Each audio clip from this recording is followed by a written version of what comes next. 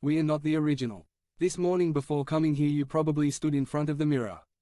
I know this, because they are all very handsome. Imagine that image that you saw, reflected in the mirror, wanted to rebel and was determined to stay there regardless of whether you were standing in front of the mirror or not. This is unimaginable. The very existence of that image depends on you standing in front of the mirror. This is our life. Without our connection with God, our existence has no meaning. If we do not see ourselves in our inescapable connection with our Creator, everything is distorted, everything is distorted. We are not an end in ourselves. We are an image, we were created to reflect someone else. The problem today is that human beings want to understand themselves apart from God or without being in that connection with God.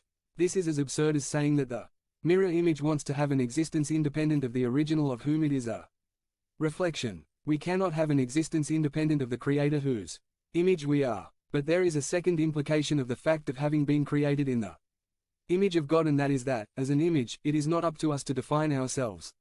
Nor do we construct or deconstruct our identity, because we are not an end in ourselves, but we are image of someone else. The original, whose image we are, marks who we are and how we should be. That dependence on God will always be implicit in our existence.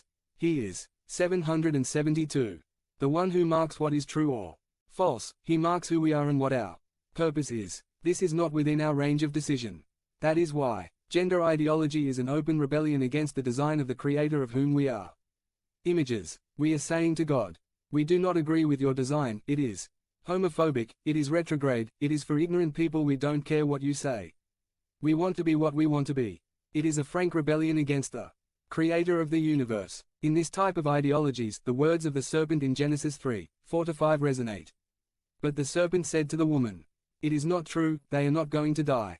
God knows very well that when you eat from that tree, your eyes will be opened and you will become like God, knowing good and evil.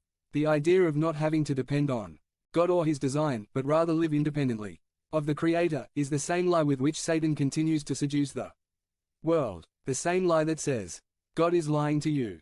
Your design of Him is not perfect. On the contrary, God does not want you to be independent in such a way that you define what He is good and what He is bad, because He is afraid that you will overthrow Him from His dictatorship over you. God is this dictator who wants to keep you subjugated and torment you by depriving you of happiness. How contrary is this to God's true purpose in establishing His design for our lives in Scripture? In Deuteronomy 5:29 we hear the heart of God with these words. May His heart always be ready to fear me and to keep all my commandments, so that it may always go well with them and their children. The Lord is no petty dictator, He is no spoilsport, but He has established His design and commandments for our good. When we are aligned with His truth, our lives have meaning because we were made for God. When we live according to His design, we find true happiness.